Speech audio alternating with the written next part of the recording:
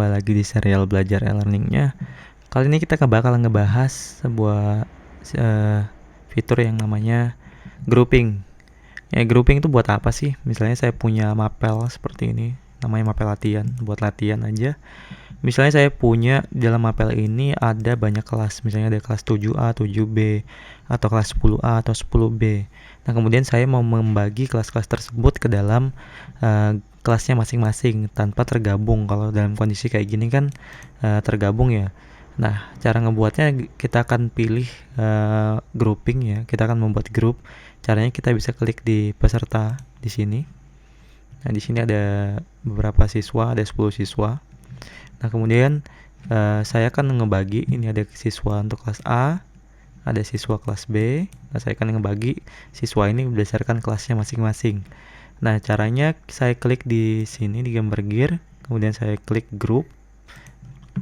Nah, kemudian saya buat grup baru dulu, namanya misalnya grup kelas A. Caranya klik create group. Jadi kita tulis saja misalnya kelas A. ID nama grup number ID-nya bisa dikosongkan. Di sini kita bisa tambah enrollment key. Kalau misalnya kita mau saat siswa itu daftar langsung masuk ke grup ini, itu kita bisa tambahkan di sini enrollment key-nya, misalnya grup A. Misalnya seperti ini. Nanti saat ngasih siswanya enrollment key-nya, langsung dikasih enrollment key grupnya ini aja. Jadi dia akan otomatis masuk ke dalam mapel kita langsung ke grup A. Nah, tapi dalam kasus ini saya nggak pakai enrollment key, jadi dikosongin aja. Nah, kita di sini bisa ngebuat grup messaging, grup message ya. Itu bisa diklik ya aja. Tujuannya di mana nanti di sini, di sini ada grupnya. Nanti mereka bisa chatting sesama grupnya. Nah, kemudian di sini tidak perlu, ini saya kasih gambar, ini opsional. Kemudian simpan saja perubahannya. Kemudian kita akan ngebuat grup baru lagi, saya grup B. Caranya sama, klik create group. Saya di sini kita kasih nama kelas B. ID numbernya bisa dikosongin, deskripsinya opsional, grup messagingnya bisa dia. Simpan perubahan. Kemudian kita akan masukkan siswanya ke dalam kelas A dan kelas B. Caranya gini, cara kita klik kelas A-nya sampai warnanya kayak gini. Kemudian klik add and remove user. Pastikan sudah ada siswanya ya, maksudnya siswa itu udah enroll ke mapel kita. Nah, ini kita tinggal pilih aja kayak gini. Kita bisa misalnya klik siswa ini, kemudian kita klik shift. Nah, kita pilih siswanya yang mana aja. Ini kelas A ya, kelas A. Nah, kemudian kalau sudah ini cukup 5 orang, kita klik tambah. Nah, dia pindah ke sebelah sini.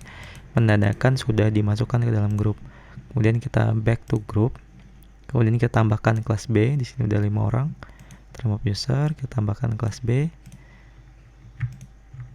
Nah, ini caranya gini, klik aja, ditahan ya, shift-nya bisa, kemudian klik tambah.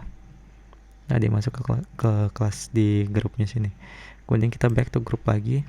Kemudian setelah kita ngebuat grup, kita tinggal ngebuat grouping atau pengelompokan.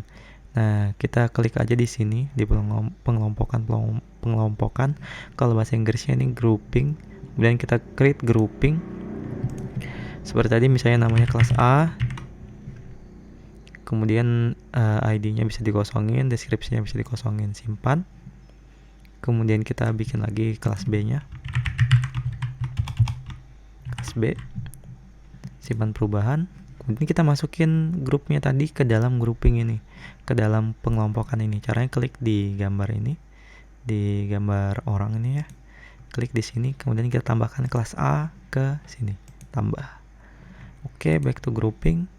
Kemudian di sini grupnya udah jelas, di sini pengelompokannya kelas A, grupnya kelas A. Kemudian kita tambahkan kelas B. Nah, di sini kita klik di sini, klik kelas B, klik tambahkan. Oke, sudah back to grouping. Jadi di sini udah jadi pengelompokannya, ada kelas A, grupnya kelas A, kelas B, grupnya kelas B. Nah, kita bisa juga ngebuat grup ini lebih spesifik lagi. Misalnya dalam kelas A ini ada beberapa kelompok belajar gitu. Misalnya ada kelompok 1, kelompok 2, kelompok 3. Nanti tugasnya kelompok 1 beda, kelompok 2 beda, kelompok 3 beda. Nah, itu dapat diatur lebih dalam lagi. Nah, saya akan mencontohkan pemanfaatan grouping ini. Misalnya ke dalam absen misalnya. Saya akan ngebuat absen sederhana. Saya hidupkan mode ubah dulu. Saya akan ngebuat di sini absen, attendance. Saya pilih di sini daftar hadir. Nah, kemudian saya kosongkan aja ini. Kita bisa pilih sini pengaturan modul yang biasanya. Nah, di sini kita bisa tambahkan ini metode pengelompokannya. Kita tambahkan grup. Nah, kayak gini grup yang terlihat. Nah, di sini ada kelas A, kelas B. Kalau kita ngebuat absen, di sini kita pilih salah satunya. Ini nanti akan spesifik langsung ini absen khusus untuk grup kelas A. Kalau kita bikin kayak gini, ini absen akan spesifik untuk kelas B. Nah, nanti kalau misalnya kita mau ngebuat lebih simpel, kita bisa ini dikosongkan aja, pengelompokannya ini dikosongkan aja, tapi mode pengelompokannya dipilih grup yang terlihat yang ini. Kemudian kita bisa simpan dan kembali ke kursus. Nah, kita edit daftar hadirnya. Nah, saat kita ngebikin session, ini kita seperti biasa ngebuat session. Nah, di sini sekarang ada pilihan. Nah, kalau type-nya all student berarti nanti absennya untuk semua kelas. Nah, misalnya bagaimana kalau misalnya kita absennya kelas A ini misalnya mapelnya dilajarkan di hari Senin. Nah, atau tapi kelas B nanti di hari Rabu. Nah, kita bisa memanfaatkan absennya seperti ini. Misalnya kita di sini pilih group of student kelas A. Kelas A itu misalnya hari Senin. Hari Senin kan berarti misalnya besok. Ya, gitu. Misalnya kita jam 7.30 sampai misalnya jam 10. Nah, kemudian repeat ini setiapnya hari Senin sampai bulan Desember. Allow student to record. Kemudian di sini klik add. Sudah jadi untuk grup kelas A-nya. Sekarang kita akan ngebuat lagi untuk kelas B. Nah, misalnya kelas B-nya ini di hari Rabu, Senin, Rabu ya. Nah, sama jam 7.30 sampai jam 10 misalnya. Nah, ini repeatnya, tapi ini hari Rabu sampai Desember misalnya. Kita klik add. Nah, jadi sini akan ngebuat sebuah grup sebuah absen yang secara otomatis ya. Jadi ini untuk hari Senin ini absennya khusus untuk kelas A, untuk hari Rabu absennya khusus untuk kelas B. Nah, di sini ada informasi grupnya. Nah, setelah tadi kita udah membuat absensi berdasarkan grup, nah kali ini kita akan coba ngebuat gimana kalau misalnya kita memanfaatkan grup ini untuk kuis atau tugas. Nah, kita coba untuk dalam tugas ya, misalnya kita tambahkan sebuah aktivitas dan sumber daya. Kita tambahkan tugas assignment. Kita kasih nama aja misalnya tugas 1. Nah, kemudian ini saya kosongkan aja karena kita fokusnya ke grup aja. Nah, kita untuk ngebuat tugas ini, misalnya tugas 1 ini khusus untuk kelas 7A aja atau kelas 10A aja. Nah, kita bisa bikin di pembatasan hak akses di sini. Nah, ini kita bisa tambahkan. Di sini kita bisa pilih grup. Nah, di sini misalnya kita pilih grupnya A, kelas A. Jadi tugas ini hanya dikhususkan untuk kelas A aja. Nah, kita simpan, kembali ke kursus. Nah, jadi tugas ini nggak bisa dikerjakan oleh kelas B. Jadi tugas ini cuma difokuskan untuk kelas A. Begitu juga untuk kalau kita ngebuat kuis atau penugasan yang lain, misalnya materi sekalipun. Nah, kita bisa memanfaatkan pembatasan hak akses untuk grup tertentu.